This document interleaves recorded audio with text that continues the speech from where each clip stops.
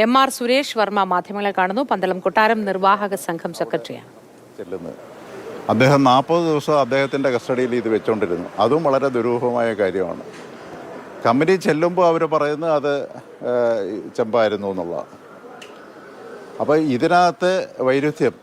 അതുപോലെ അവർ പറയുന്നതും ഇത് ക്ലീൻ ചെയ്യുമ്പോൾ 5 കിലോയോളം കുറവ് വരുന്നു എന്ന് അവർ പറഞ്ഞു. പക്ഷെ അതും ഒട്ടും എനിക്ക് വിശ്വസിക്കാൻ പറ്റുന്നില്ല. കാര്യം ഒരു ചെമ്പ് ഷീറ്റ് ഇല്ലെങ്കിൽ മെറ്റീരിയൽ ക്ലീൻ ചെയ്യുന്ന സമയത്ത് അതിനകത്ത് വാക്സ് അത് ഇതെല്ലാം എന്നൊക്കെ പറഞ്ഞാൽ 5 കിലോ പോകുമെന്നാണ് പറയുന്നത്.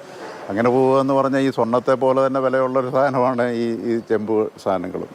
അപ്പോൾ അതിനകത്തും ഒരു സംശയം, അദ്ദേഹത്തിൻ്റെ ഇന്നലത്തെ പ്രസ്താവനയിൽ ഒരു സംശയമുണ്ട്. ഇതുപോലെ സ്വർണ്ണപ്പാളികൾ അന്നുണ്ടായിരുന്നു എന്നുണ്ടെങ്കിൽ അത് പിന്നീട് എങ്ങനെ ഈ ചെമ്പ് മാത്രമായി വന്നു എന്നുള്ളതും വളരെ ശക്തമായ രീതിയിൽ അതിന് അന്വേഷണം വേണ്ടതാണ്.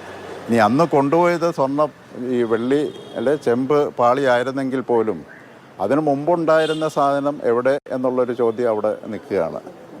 കാര്യം മല്ലികജി കൊടുത്ത സാധനം സ്വർണം തന്നെ ആയിരുന്നു. അത് ഇന്നലെ പറയുന്നിട്ട് 24 ക്യാരറ്റ് സ്വർണം തന്നെ ആയിരുന്നു എന്നുള്ളത്. പക്ഷെ അങ്ങനെയുള്ള അത്രയും സാധനം എങ്ങനെ നഷ്ടപ്പെട്ടു എന്നുള്ളത് അന്വേഷിക്കണം. ഈ 19 ഇല്ലായിരുന്നു എന്നുണ്ടെങ്കിൽ 19 മുമ്പ് നഷ്ടപ്പെടാം. ഈ 19 എന്ന് പറയുന്ന ഒരു കട്ട് ഓഫ് പോയിന്റ് ഒന്നും അല്ല. 19 അത് കൊണ്ടുപോയപ്പോൾ അഴിച്ചുകൊണ്ട് പോയപ്പോൾ അതിന് ശേഷം വന്ന് ഇപ്പോഴത്തെ കാര്യങ്ങളാണ്. ഇതിന് മുമ്പ് നടന്ന ഒരു വർക്കിൻ്റെ സമയത്താണ് അത് പോയെന്നുള്ള ധാരണയിലാണ് അത് പറയുന്നത്. അന്നത്തേന് ചെമ്പായിരുന്നു എന്നുണ്ടെങ്കിൽ അതിന് മുമ്പ് എവിടെ നഷ്ടപ്പെട്ടതെന്നുള്ളതും കൂടെ അന്വേഷിക്കണം. അതാണ് വേണ്ടത്. എന്തായാലും ഇതിനകത്ത് സമഗ്രമായ ഒരു അന്വേഷണം ഉണ്ടാവണം. കുറ്റക്കാരായവരെ കണ്ടുപിടിച്ച് അവർക്ക് തക്കതായ ശിക്ഷ കൊടുക്കുകയും വേണം.